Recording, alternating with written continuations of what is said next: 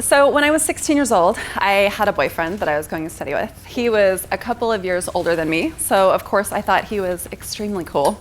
At that time, I was a bookworm. I loved to read and write. I always have my entire life. I still do. I remember gathering up piles of books and a notebook and a pen and a highlighter and a whole bunch of snacks. And I would hunker down in my room and I would sit in my bed and I would read and write and munch all day long. This went on for hours and hours. Well, because of this, I learned to absolutely hate exercise. The mere thought of physical activity just completely repulsed me. I hated it so much that I failed high school gym class, not once, but twice. 2 semesters in a row, I failed high school gym class, which is actually a prerequisite for graduation in the state of Utah. I failed both semesters because I was unable to pass the final, which was running a mile in 14 minutes or less.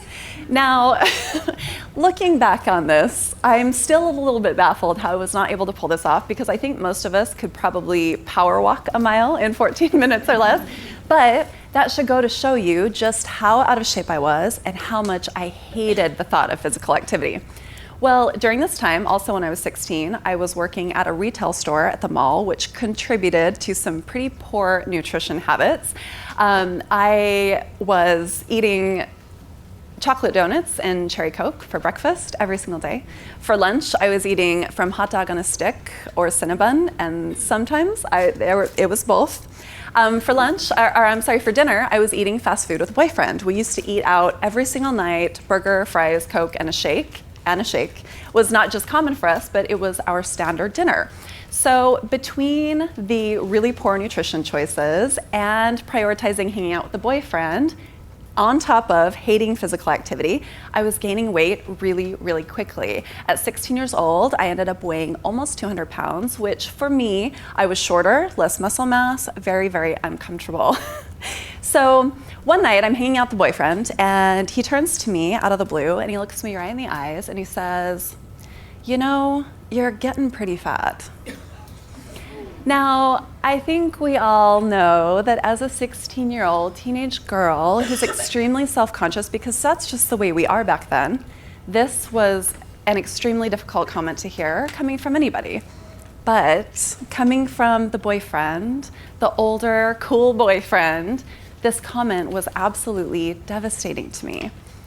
I will never forget that night, ever. I still remember looking at him and waiting for him to tell me that he was just kidding, right? But he never did. And the reason he was not kidding is because what he had said was true. So over the next couple of days, I did what I figure most teenage girls would probably do in a situation like this. I cried. I locked myself in my bedroom and I felt sorry for myself and I cried, played the role of the victim. How could he say that to me? What a jerk, I hate him for this. Well, this went on for a couple of days, but then on the 3rd day, something changed. On the 3rd day, something in my brain shifted and I started looking at the entire situation completely differently. I wasn't sad anymore. I had become incredibly angry. I was pissed, but I wasn't pissed at him anymore. I was pissed at myself because I knew that regardless of how awful his comment was and how poor the delivery was of his message, what he said was true.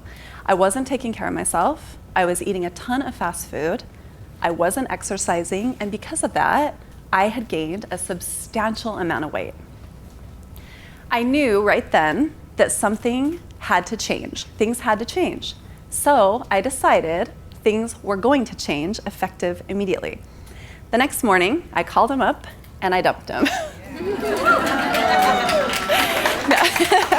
Now, I will say, just as an aside, he and I are still great, great friends. We have a really good relationship now, and I thank him for that moment in my life, but I did call and I dumped him. Then I called my mom, and I begged her, please, can I have a gym membership? And she finally agreed. So that day, I went down to Mervyn's, and I bought myself a bunch of spandex, and I took my gym membership and my new clothes, and I went to the gym that night for the very, very first time.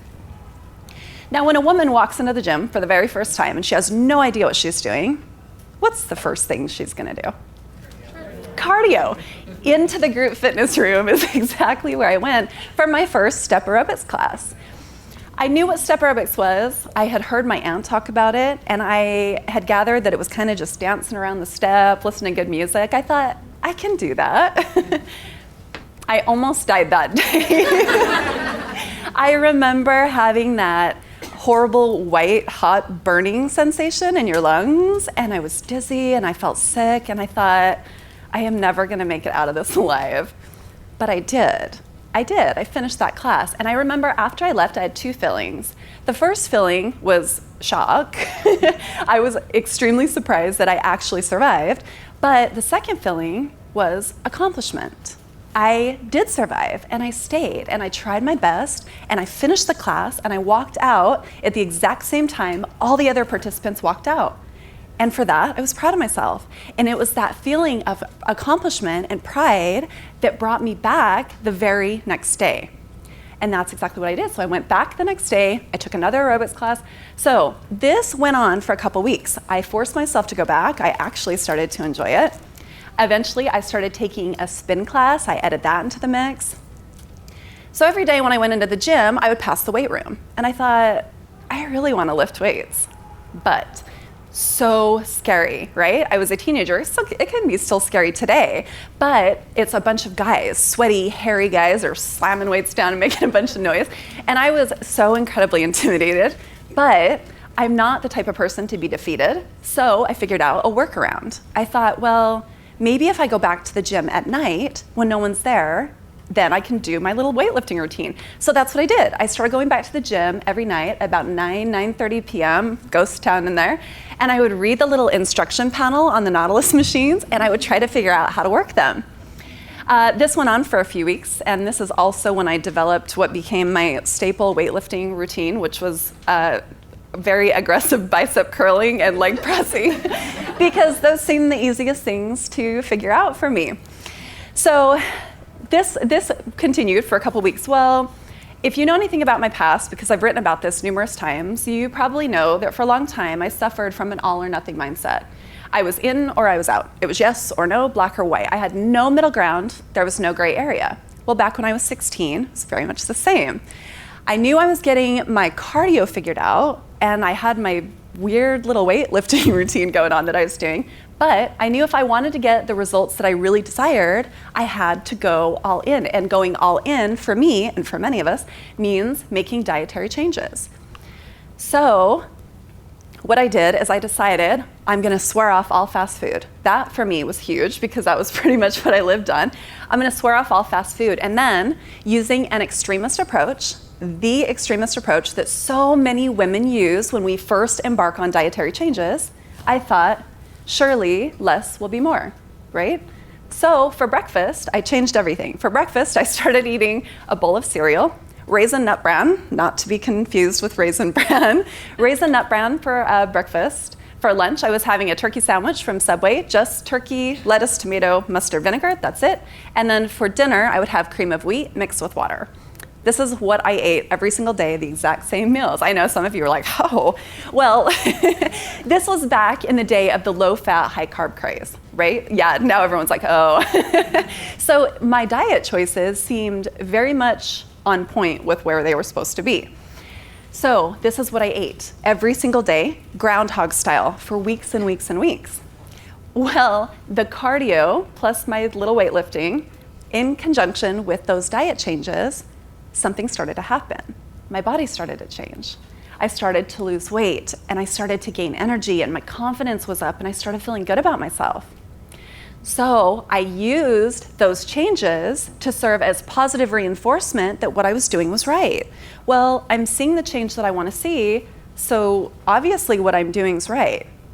Well, because of that, I started to think, maybe these 3 meals that I'm eating every day are the only way to do things. And because I started to think that, and I was getting the results I wanted with those, I started to become scared of eating any other food. And that is how the crazy all started. So today we're talking about dietary restraint. And first, I think it's important to define it. So for dietary restraint, there's 2 different kinds of dietary restraint. There's healthy dietary restraint, and then there's unhealthy dietary restraint. Healthy dietary restraint. We all experience dietary restraint to some extent or another. For example, this morning I went down to the cafe over at the hotel to get breakfast, and what I really, really wanted was a great big coffee and 2 scones. What I ended up having was a great big coffee and some eggs and 1 scone, right? So that's an example of healthy dietary restraint. Having 1 cookie instead of 2, having cheese and avocado on your omelet instead of cheese and avocado and bacon, right? This is healthy dietary restraint. We view it as a give and take relationship. We make concessions. We understand that we can't eat everything that we want whenever we want. So we make a choice, we do our best, and we move on, right? Well, today, we're talking about unhealthy dietary restraint. And unhealthy dietary restraint is the kind of dietary restraint that starts to affect your happiness in life. Right? You probably have read at some point, maybe, about my experience like with Tupperware. I was the Tupperware packing queen, all right? So as my fitness journey continued and started to go down the road, my goals were constantly evolving. I wanted to be leaner, stronger, more muscular, bigger butt, smaller waist, you name it. And because my goals were always changing and evolving, my diet was always changing and evolving too. I was always trying to figure out how I could further manipulate my food choices in order to meet the goal that I was trying to reach. So I started packing Tupperware with me everywhere I went. And Molly can attest to this because she's experienced it. But I packed my own, just so you know what kind of extent we're dealing with here, I packed my own Christmas dinner to the Christmas family dinner. This was several years ago now, but I think it's important to point out that I brought my own meal with me not because of food allergies or because I was prepping for a contest or anything those are legit reasons. Maybe there's a food that's actually dangerous I'm allergic to. No, it's because I was simply unable to relinquish my control over food, how it was prepared, how much I was going to eat, if I could have it. So I was packing Tupperware with me everywhere I went. It got to the point where if I was invited out for dinner, I would panic. I had so much anxiety and stress around it because I was worried. Well, what if they don't have the food that I can eat? And how do they prepare it? And what if the temptation's too much for me? So I started just turning down invitations to go out to dinner. Now, this is a perfect example of unhealthy dietary restraint because this was getting in the way of the relationships that I had. I was turning down experiences and moments with my friends and my family because I was unable to just let that all my food issues go to the side for a minute to enjoy spending time with them. So that is an example of what unhealthy dietary restraint looks like. So first, next, why are we so restrictive? Oh, I'm a little bit behind. Why are we so restrictive when it comes to diet, especially in particular women? Why are women so incredibly restrictive when it comes to diet? Well, it's usually the result of weight loss efforts, right? Weight loss efforts or weight control is why we become so restrictive. And because we want results, we figure, much like I did in my story, we have to go all in. And if we're gonna go all in, we figure that we've got to do the whole less is more thing. We've got to do less is more. And if a slight caloric deficit is good, then surely a big caloric deficit is better, right? If we can make small changes and get small results, well, then we can probably make big changes and get big, fast results. But unfortunately, it doesn't work like that, right? We want instant gratification, which especially in this day and age, everything is right at our fingertips. So it only makes sense that we want instant gratification, and that's how we're hardwired as human beings. We want it. But the sad news is that when it comes to sustainable fat loss, instant gratification is simply not an option. So, 2 rules for weight control. In one of my favorite books, which is Willpower by Roy Baumeister, he starts his chapter on weight loss, which is appropriately titled The Perfect Storm of Dieting. He kicks off his chapter on weight loss by saying the following. We'll start with the good news. If you're serious about controlling your weight, you need the discipline to follow these 2 rules. 1, never go on a diet. 2, never vow to give up any particular foods. What? This advice flies directly in the face of everything we always read when it comes to fat loss. Everything we read and everywhere we turn, we're being encouraged to go on a diet and why we need to give up foods X, Y, and Z if we ever want to reach our results. So what would cause him to make such a bold statement? Because he knows through the research of him and his team that going on a diet and restricting certain foods will backfire every single time. So never go on a diet. This is his first point. How often are diets, in this context, we're going to use very traditional term of diet, caloric deficit, in conjunction with restriction of certain foods. How often are diets successful in the long term? Never. It is so rare. It is so rare, and it's sad. But as a matter of fact, and this is also in the book Willpower, this is really interesting, there is a bookmaker out there called the William Hill Agency that has a standing offer to bet against anyone's weight loss efforts. They offer odds of up to 50 to 1, and they let bettors set their own terms, how much weight they're gonna lose, and in what time frame. Even with the bettors setting their own terms, they still lose their bet 80% of the time. 80% of the time, the bettors lose their own bet, and the majority of them are women. That's crazy. So why don't diets work? Well, first and foremost, I think that women especially, we set unrealistic expectations. We see a picture, a cover on a magazine, and that's what we think, hey, that looks good. That's what I want to look like. I'm sure you guys have all seen the before and after photos of the model before she was photoshopped and after. Even the model doesn't look like the model in the after picture after Photoshop got to her. So for us to set our goals based on this digitally created image is completely unreasonable. On top of unrealistic expectations, we have unrealistic time frames in which we hope to achieve them. I can't tell you how many women have reached out to me and they've said, I've got my 10-year wedding anniversary, or my 5-year high school reunion, or my cruise to the Bahamas coming up, and I need to transform my entire body in 4 weeks. Completely not reasonable, right? So unrealistic expectations on top of unrealistic timeline. But in regards to this topic today, dietary restraint, in regards to dietary restraint, why don't diets work? It's because we're human, that's why. Just eat a whole lot less and only eat certain foods. It sounds like really simple advice.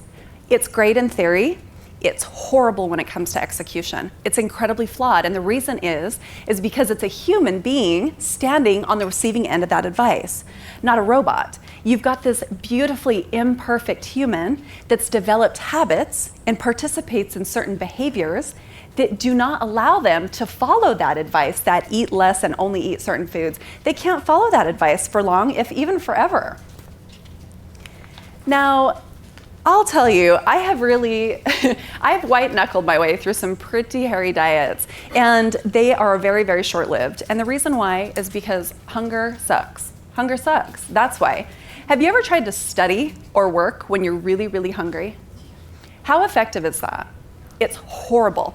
Our focus, our concentration, our memory recall, these are compromised. And what about sleep? Who can sleep when they're hungry? Nobody. So it's about so much more than just being hungry. Just feeling hunger, that's fine. But when you're living in a perpetual state of hunger and things are affected, like your mood and your energy, your focus, your sex drive, your sleep, even to struggle in one of these areas is extremely difficult. But when we're struggling in all of these areas, we are absolutely set up for failure. And if that was not bad enough in regards to hunger, hunger does one more thing. It makes us obsess more about food. And I think we can all agree that is the very last thing any woman needs to be doing, is thinking more about food. So William Baumeister's second point about if you want to be successful with weight control, never vow to give up certain foods. I go to dinner with my girlfriends at least once a week, if not twice. And every week I will tell you without fail, someone says something like this to me. After tonight, I'm never eating another piece of bread again. This is my last tortilla chip. After tonight, I'm never eating chocolate again. Every week they tell me this. Every week I see them the next week, and what are they doing? They're eating the bread, they're having the tortilla chip, they're eating the chocolate, and they're probably eating more of it than they would have had they not tried to swear it off in the first place. And why does it work like that? It's because we do not like to be told no, right? The second that we know something's off limits, it's all we can think about. When I was prepping for my first figure competition, I had cravings for the most bizarre foods. hummus and pot stickers and carrot cake. I was all over the place. And the only reason why, these are foods I had never even thought about before. The only reason why is because I knew they were off limits. My prep diet, I was relegated to this little teeny list. I could only eat these certain foods. And because of that, all I could think about were all the foods that weren't on that list. So had I not been told that all these foods were off limits, I probably never would have even thought about them. You can talk to almost any physique athlete and they'll tell you the same thing, that they've had crazy cravings pop up during their contest prep. And that's why. It's our brain. It's like this sneaky, dirty trick that as soon as we know something's off limits, that's all we want. Now, there's a bunch of diet gurus out there that are working overtime, that are trying to convince us that if we ever want to reach our goals, we have to swear off foods X, Y, and Z forever. This drives me crazy. Now, I need to say there's an exception to this rule. If you have a food sensitivity, a food allergy, if a food is actually downright dangerous, like if you have blood sugar issues, then yes, I hate to tell you, you probably need to swear that off forever. But assuming that's not the case, telling a client or sharing information, sharing this false information that you have to give up certain foods forever, this is not good advice. It's lazy advice. It's lazy, short-sighted advice because it simply does not work. When it comes to my coaching clients, as well as the coaching clients in Girls Gone Strong, Strongest You program, we will never, ever tell someone that a food is off limits. Again, exception, food allergy, food sensitivity. Outside of that, foods are not off limits. We always have women ask us, well, if I join the program, can I still have cream in my coffee? If I join the program, can I still have a piece of chocolate once in a while? The answer is always yes. I will always tell you yes. The answer is never going to be no, because we know that the second that we tell them they cannot have a food, it's all they want to think about. And most importantly is because these are women, they are grown adults, and they deserve to be treated as such. They hired a coach, not a babysitter. They do not need a babysitter to tell them no when it comes to food. They hired a coach because they need guidance and they need help tuning into their behaviors and how their body responds physically and mentally to certain foods. And then from there, it's a matter of how we work them in. From there, it's a matter of getting them to see how certain foods make them feel. Does it make them feel better? Does it make them feel worse? And then we figure out how to work them in. So the answer is never ever going to be no. In our opinion, a coach should provide guidance and definitely not be a babysitter.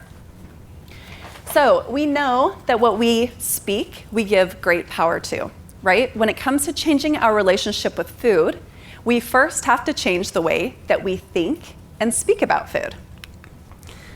I love this topic. Clean eating and cheat meals.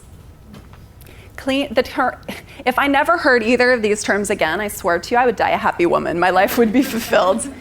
Clean eating and cheat meals are a mindset trap. Okay, they're nothing but a mindset trap. They seem harmless, but the problem is that these terms affect the way that we think about food, which in turn affects our behavior with food. Now, I'm sure everyone in here has heard the term clean eating. If you haven't said it, I will almost guarantee that you've heard someone say it. The definition of clean eating is very subjective. It's going to be different regardless of who you ask. If you ask somebody, perhaps my father, he would tell you that clean eating is turkey sandwiches and Nature's Valley granola bars and anything Dr. Oz is being paid to promote at the time. Okay, if you ask someone else what clean eating is, they may tell you it's strict paleo.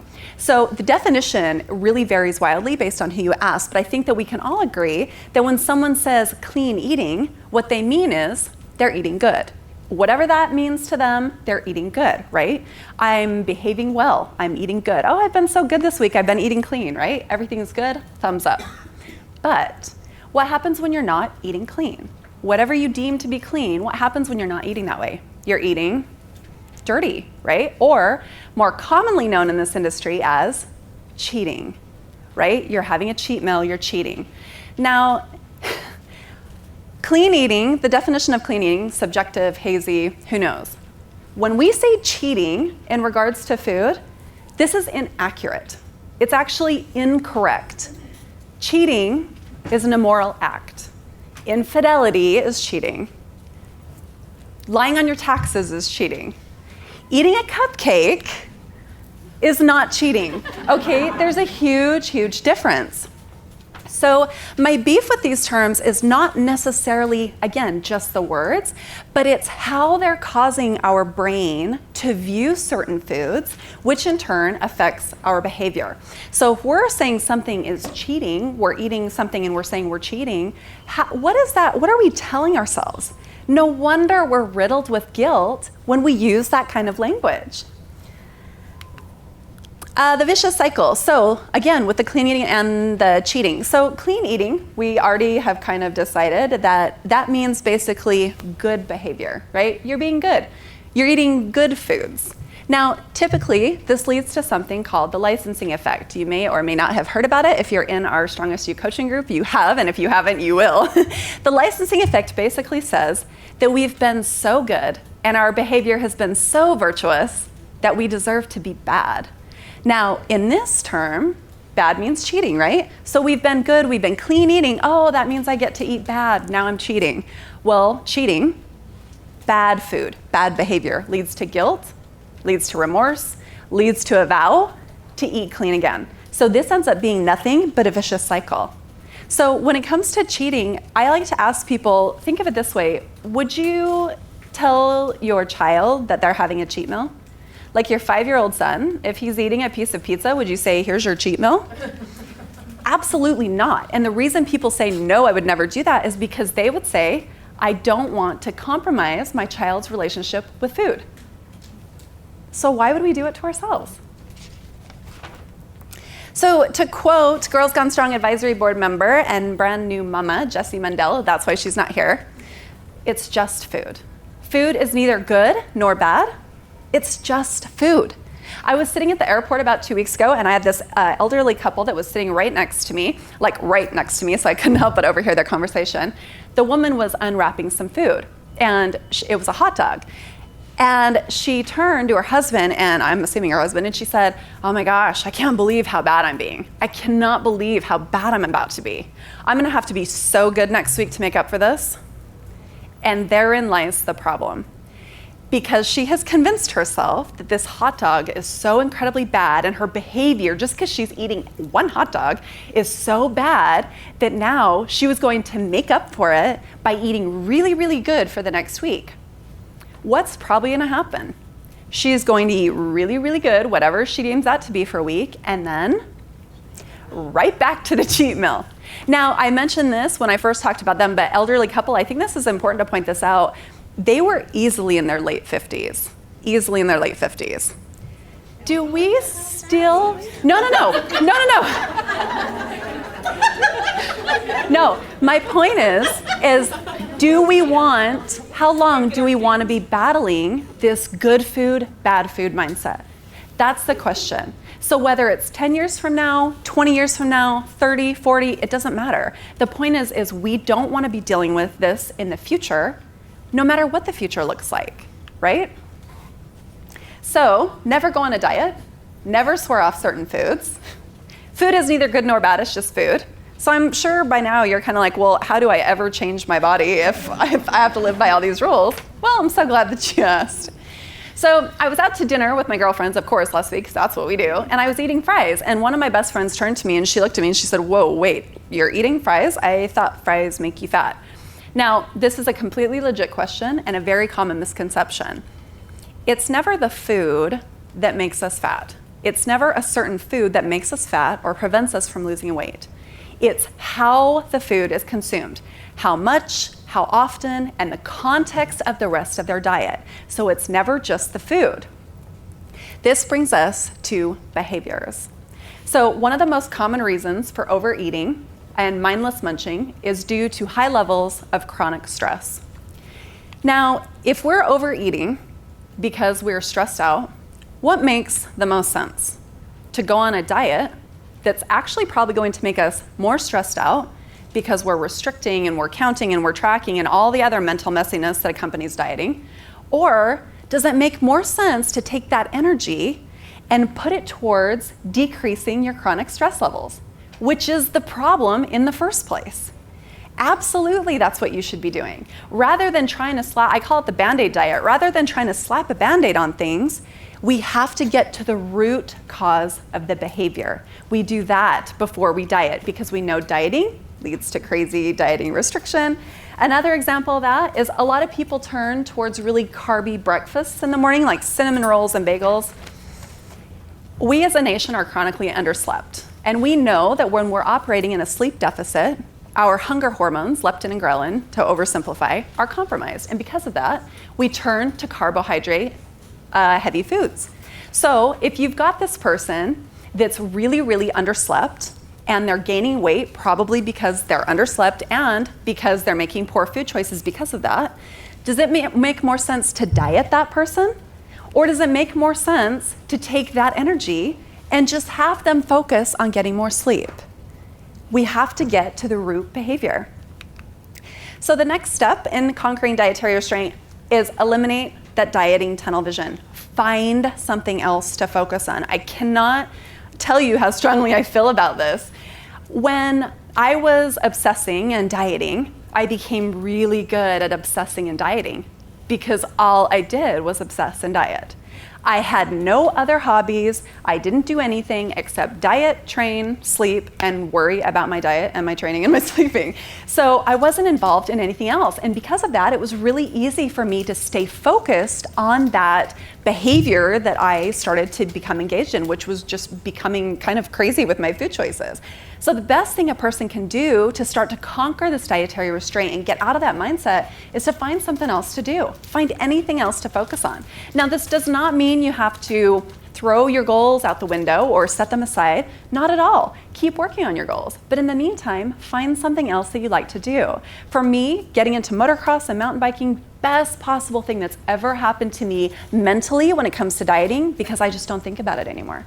So for you, it might not be defying death on 2 wheels every weekend, but it can be anything. It can be anything you like to do, gardening or taking dance classes or painting or whatever you like to do, but find something else to do. Because when you're out and you're having fun and you're having a good time, what are you definitely not doing?